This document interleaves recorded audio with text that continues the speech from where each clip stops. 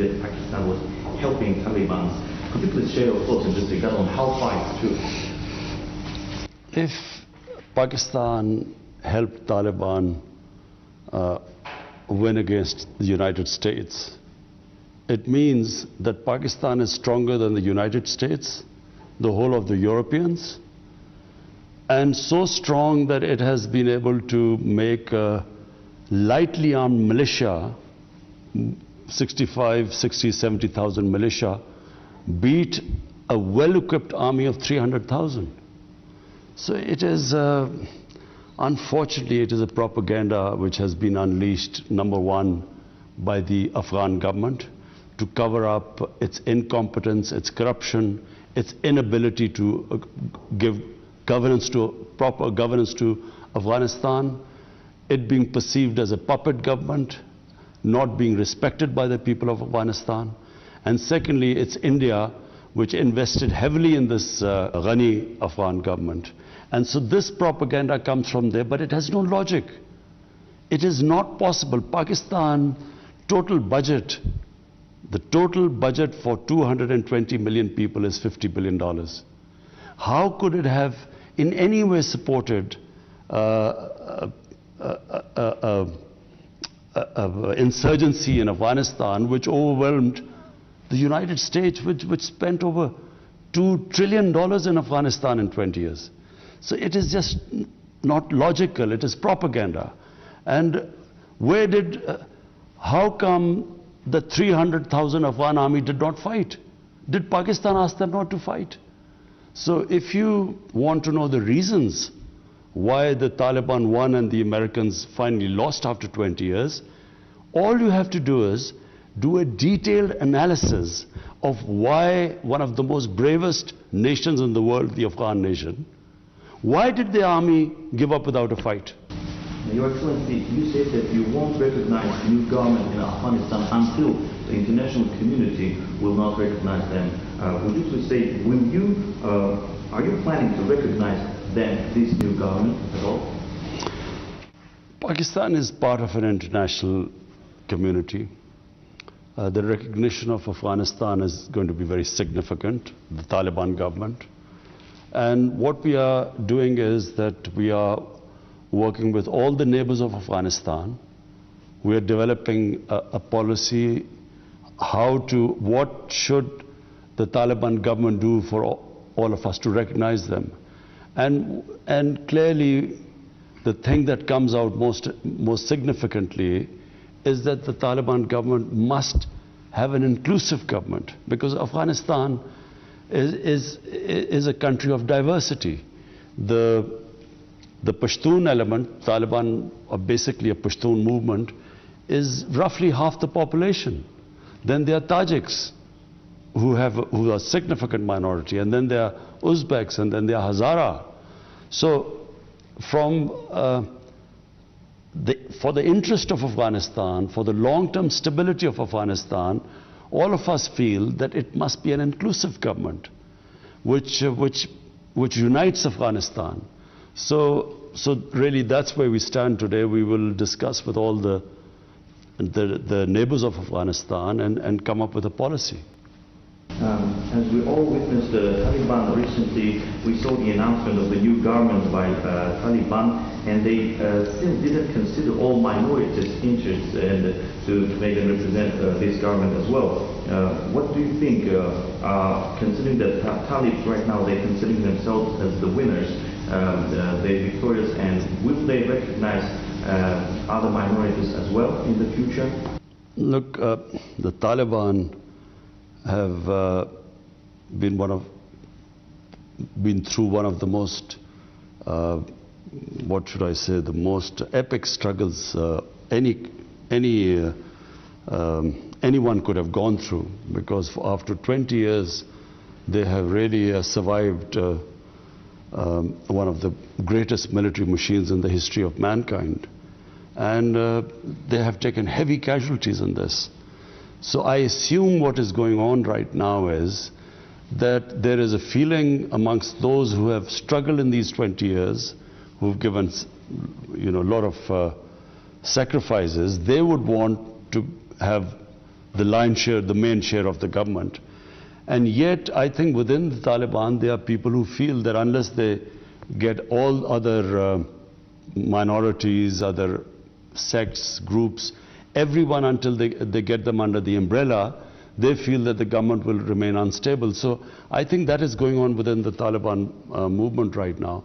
But from the point of view of Afghanistan, as a well-wisher of Afghanistan, I feel that the only way there will be stability, long-term peace, if it's an inclusive government.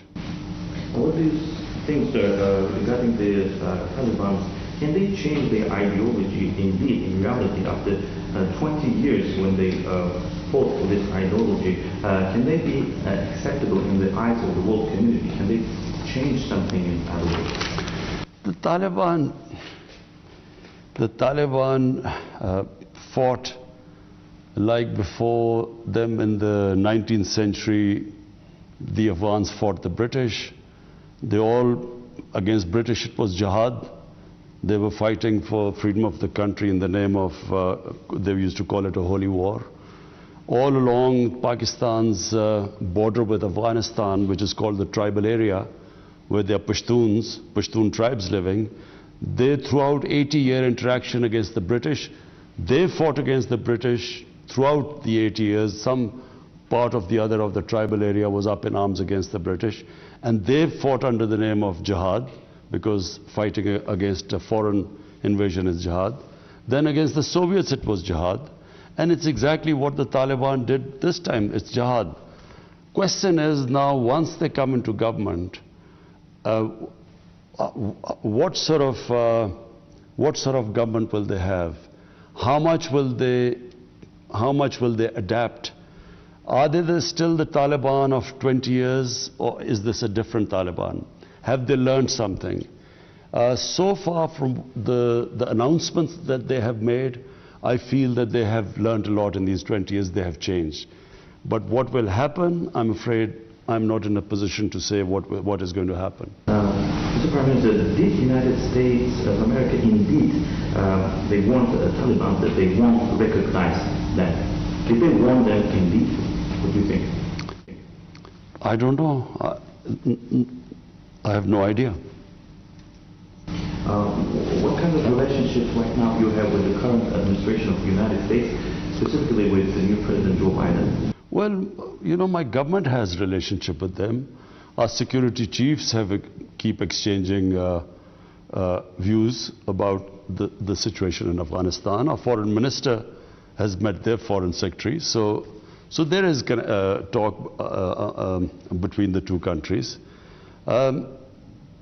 I'm not sure whether at the moment the United States has a coherent policy towards what they're going to do in Afghanistan.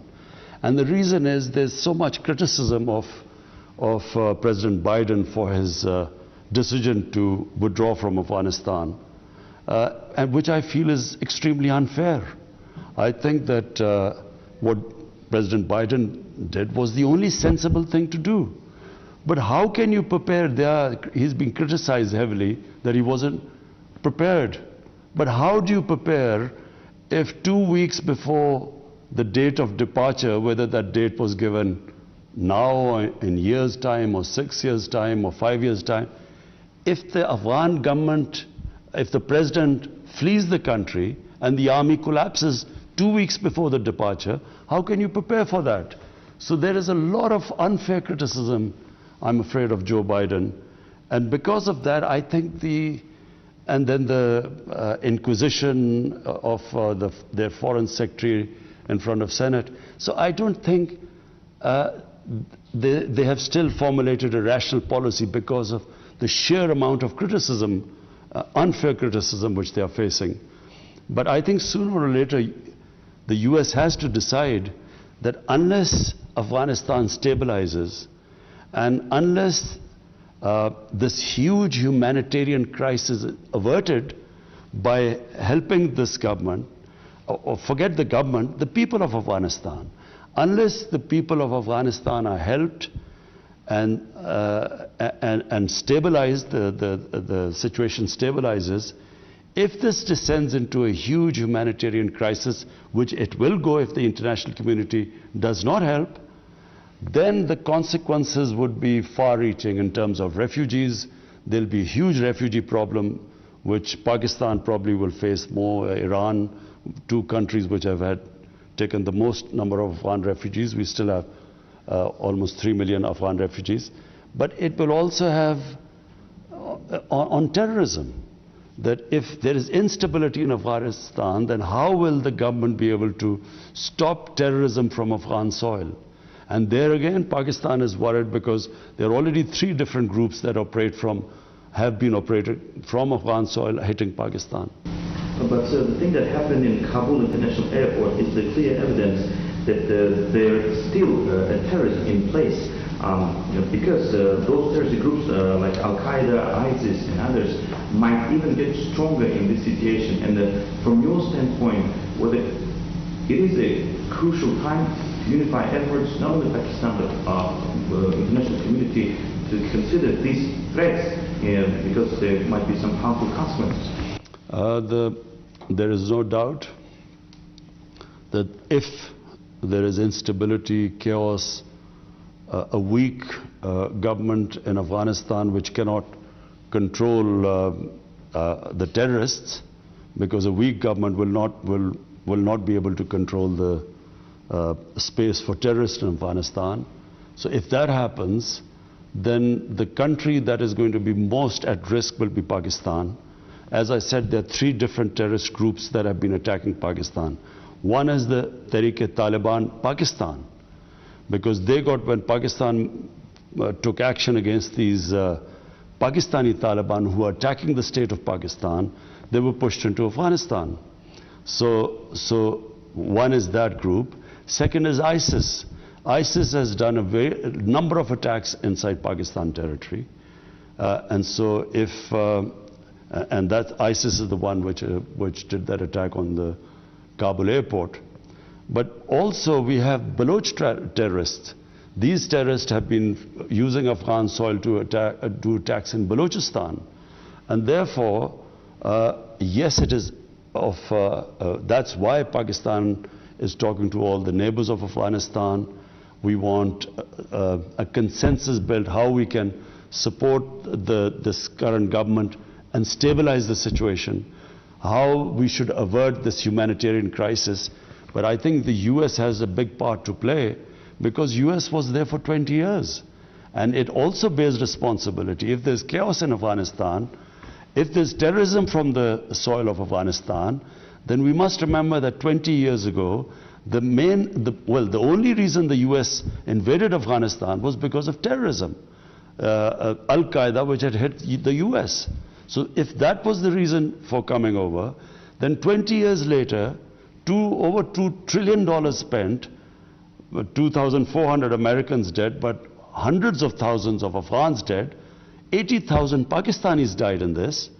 So what would be the achievement if, after all this time, again Afghan soil is being used for terrorism? So therefore, I think the whole world community has to take cognizance. And this is a historic moment where they should not let Afghanistan drift towards chaos and go into another crisis. Of course, we all know that Pakistan has suffered more than anybody else, any other countries, because of the situation in Afghanistan the past many years, because Pakistan has the longest border with this country. And recently it was mentioned by your country that Pakistan is unable to receive more refugees from this country because the flood is too much. And if this trend will keep going, keep increasing, what do you think whether it's time for the international community to think about some necessary measures to be taken in order to somehow facilitate this process? Well, you know, firstly, I was listening to the Senate hearing where Secretary Blinken was there and answering these questions to the senators. And I must say, as a Pakistani, I felt deeply hurt by some of the remarks made by those senators. to blame Pakistan for this debacle in Afghanistan is the most painful thing for us to listen to. Pakistan is the country that gave the greatest number of sacrifices for the American war in Afghanistan. Pakistan was asked to join this invasion of Afghanistan by the Americans, or become part of this coalition, when Pakistan had nothing to do with 9/11. There was no Pakistani involved in it. Al-Qaeda was in Afghanistan. There were no militant Taliban in Pakistan. We had no reason to enter the war. But unfortunately, our military dictator at the time, to get acceptability from the Americans, he took us into this war. And this war cost Pakistan, 80,000 people died in this. Because what happened was that the Mujahideen of 80s who were trained to fight jihad against the Soviets, we had trained them to fight against foreign occupation was a holy war, a jihad. And now when the Americans invaded Afghanistan, the same people we are trying to tell them now, because we had joined the Americans, we now are telling them that now fighting against the Americans is terrorism. So they turned against us. They called us collaborators. So they started doing terrorist acts against Pakistan. And then all along the border, the Pashtun tribes, which had sympathy with the Taliban, not because of their ideology, but because of their ethnicity. So the Pashtun nationalism kicked in. They too thought we were collaborators against fellow Pashtuns. And they formed what was the Pakistani Taliban. So they started attacking Pakistan as collaborators. And there were insider attacks from within the Pakistan army who had trained the Mujahideen. So there were 2 suicide attacks, failed attacks, but on General Musharraf from within the army. There were 50 different militant groups split into groups who were attacking the state of Pakistan at one point. On top of it, our ally, it's only time in history when a country is being attacked bombed by its own ally. 480 drone attacks were conducted in Pakistan by the US. So this country, what we went through, the suffering we went through, forget about the people who lost their limbs in bomb attacks, the loss to the economy, when you have suicide attacks, Islamabad was like a fortress. So the country lost over $150 billion. And after all this sacrifice, rather than a word of appreciation, because they appreciate other people, they're saying, we are worried about the Afghans who helped the coalition and who, they are trying to look after getting them to the US. But what about Pakistan? A country loses 80,000 people. Were we children of a lesser God? Didn't it matter to them? And then being made scapegoats for their failure in Afghanistan, I think was the most painful thing. Sir, I want to ask you with regard to the Pakistani position in terms of Taliban. Do you think it is needed to talk to them and also to recognize this new government? I think the world, the international community, they do not have a choice. Because if they do not, Taliban is a reality now, they have taken over Afghanistan. Now what are the choices left in front of the international community? I think the only one choice left is that they should incentivize them, they should encourage them to stick to the promises or announcements they have made about inclusive government, about human rights, having given amnesty to everyone. I think the world should encourage them to walk this path. And if that happens, and hopefully, if it works, you could have peace in Afghanistan after 40 years. But what if the world community decides to put sanctions on them, or what happens? It's the people of Afghanistan that are going to suffer.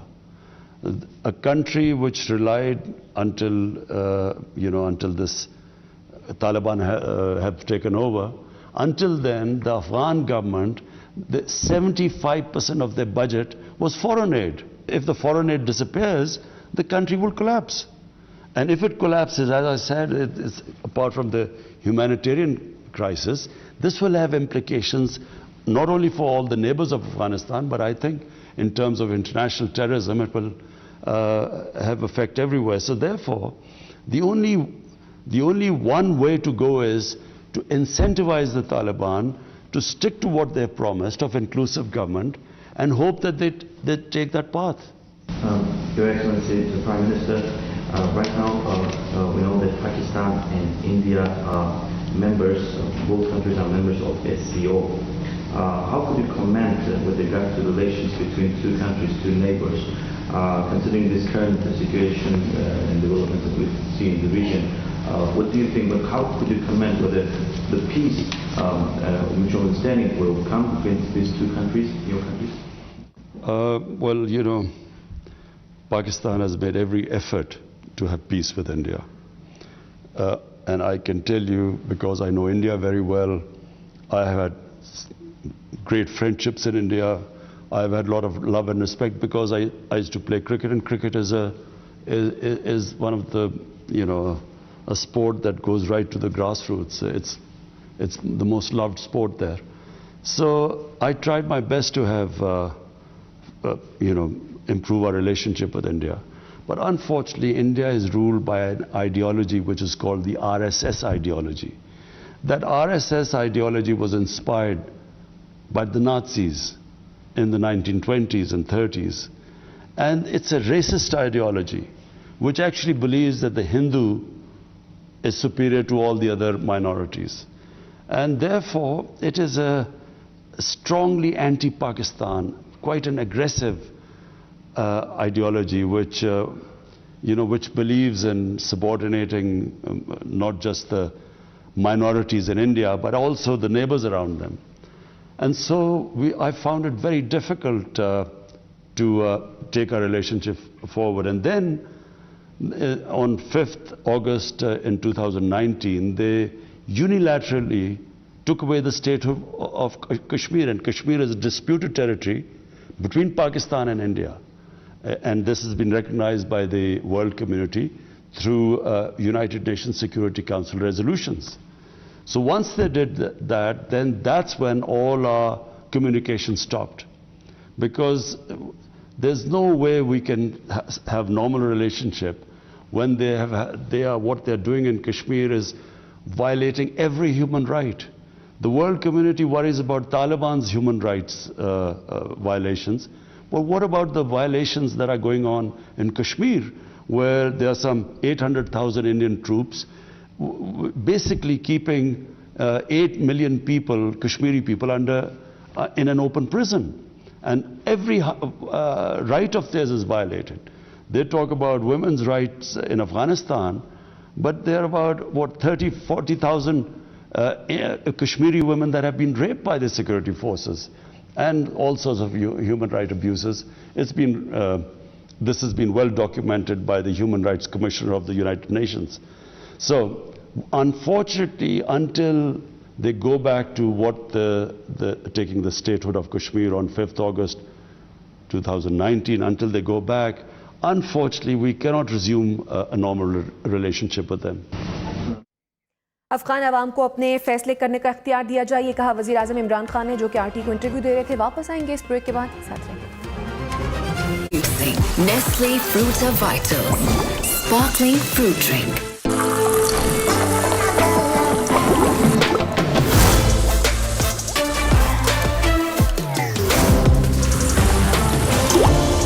Introducing Nestle Fruta Vitals Sparkling Fruit Drink. A delightful fusion of soda and fruit juice. Just what you've been searching for.